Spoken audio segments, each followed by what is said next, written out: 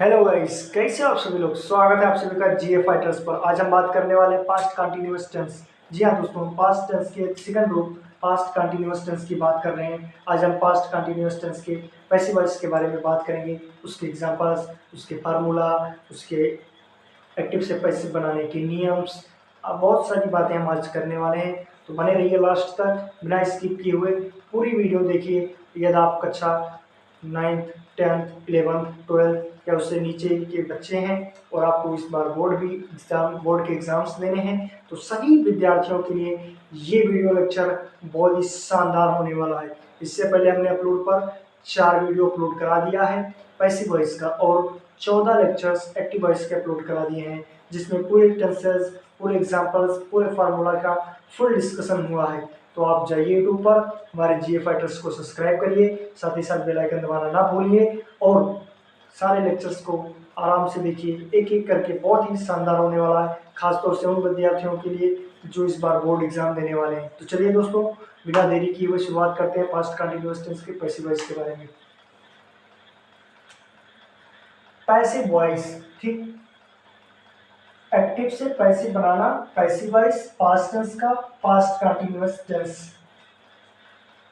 Formula देखेंगे, subject was verb V one plus ING. देखिए इसको कैसे, देखिए पास्ट कंटिन्यूअस टेंस का फार्मूला आपको पता होगा, subject plus was verb plus ING, sorry V one plus ING plus object. लेकिन इसको पैसिव वॉइस में कैसे कन्वर्ट करते हैं, क्या आपको मालूम है?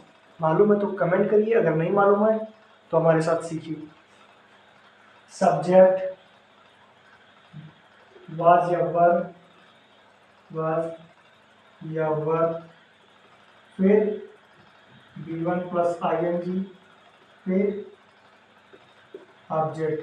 तो ऑब्जेक्ट को यहाँ लाओ, ठीक। वाज या वर्ब को एज इट इज उतारो, फिर अब पास्ट कंटिन्यूअस का पैसिव वॉइस बनाते समय आईएनजी के स्थान पर बी इन लगा देते हैं, फिर बी वन थ्री कर देते हैं, फिर बाई लगा देंगे, फिर ऑब्जेक्ट कर देंगे, ठीक। ये हमारा फार्मूला पास्ट, ये एक्टिव का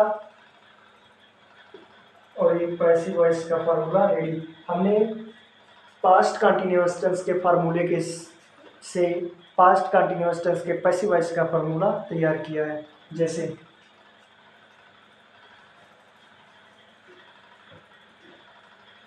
subject was verb plus V one plus ING plus object. हमने सब्जेक्ट को यहाँ भेज दिया, ऑब्जेक्ट के स्थान पर was verb as it is, ING के स्थान पर बीइंग का प्रयोग, फिर B three by subject. Affirmative object plus object हम इसलिए बोलते हैं ताकि आपको समझ में आसानी हो। ऑब्जेक्ट वाज या verb plus being plus B three plus by plus subject. Negative में was, to sorry, object was या verb plus not plus being plus B three plus by plus subject. Interrogative में interrogative के दो फार्मूले होते हैं, एक जब क्या शब्द पहले आए और दूसरा जब क्या क्यों को और कहाँ, मतलब प्रश्नवाचक शब्द वाक्यों के बीच में आए। तो चलिए, जैसे इंटेरोगेटिव में क्या शब्द पहले आए, तो वाज या वर्ब, फिर ऑब्जेक्ट, फिर बीइंग, फिर बी थ्री, फिर वाई, फिर सब्जेक्ट। अगर प्रश्नवाचक शब्द वाक्य के बीच में आए तो उसके लिए क्वेश्चन वर्ड वाज या वर्ब प्लस ऑब्जेक्ट, फिर बीइंग, फिर B three by subject. Interrogative negative में क्वेश्चन वर्ड वाज या verb plus object plus not plus being plus B three plus by plus object. Who का देखिए, अब who co हम क्या करेंगे, हु और अफर्मेटिव दोनों एक तरह होते हैं, लेकिन अब एक्टिव वॉइस में, बट पैसिव वॉइस में दोनों सेपरेट हो जाते हैं। जैसे हु को बाई होम में, फिर वाज या वर्ब, फिर ऑब्जेक्ट, फिर बी, फिर बी थ्री के साथ हम लिखते हैं। चलिए आप इसका शॉर्ट स्क्रीन ले सकते हैं, फिर आगे चलते हैं। डन। चलिए एग्जांपल्स देखते हैं। The cat was killing the mouse, the cat was killing the mouse, the cat, the cat was killing the mouse, ठीक। द माउस को अब देखिए ऑब्जेक्ट को ले लो, object the mouse, the mouse, फिर वाज या वर, सॉरी द माउस एक वचन है इसलिए वाज, फिर बेइंग, फिर बी थ्री, किल, किल का थर्ड फॉर्म किल, किल्ड, किल्ड, फिर क्या हो जाएगा किल्ड, फिर बाई, फिर सब्जेक्ट क्या है द कैट, द, ऐसे दोस्तों हमें इस तरह हमें ऐसे पैसे वॉइस बनाया जाता है, ऐसे बनाते हैं और इसी प्रकार समझिए। चलिए अब एग्जांपल्स हम आपको बताते जाएंगे। The cat was killing the mouse, the cat was killing the mouse, ठीक। अब देखिए द ऑब्जेक्ट पहले क्या है द माउस, फिर वाज या वर, तो माउस एक वचन इसलिए वाज का प्रयोग, फिर बीइंग, वाज बीइंग, फिर किल्ड, किल का थर्ड फॉर्म किल्ड होता है, फिर बाई, फिर ऑब्जेक्ट क्या है ओ सॉरी सब्जेक्ट कैट हो गया। The mouse was being killed by the cat, negative में आओ। द हाँ he was not buying a shirt, he was not buying a shirt, he was not buying a shirt, ठीक।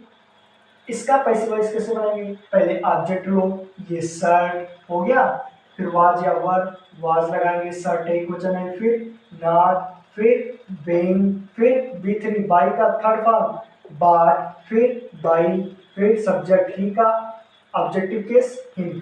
ये shirt was not bought, oh sorry a shirt was not being bought by him, ठीक। Interrogative और interrogative का first जैसे क्या शब्द वाक्य पहले आता है तो उसके लिए हम देखते हैं। वाज या were object being V three by subject, देखो was the teacher taking attendance, देखो पहले क्या लिखोगे वाज या वर, हमने अटेंडेंस बहुवचन हो जाएगा क्योंकि एक बच्चे का अटेंडेंस नहीं किया जाता, बहुत सारे बच्चे होते हैं, तो वर द अटेंडेंस, फिर बीइंग, फिर वर्ब का थर्ड फॉर्म टेक का टेकन, फिर बाई, फिर सब्जेक्ट क्या है द टीचर हो जाएगा, फिर क्या बना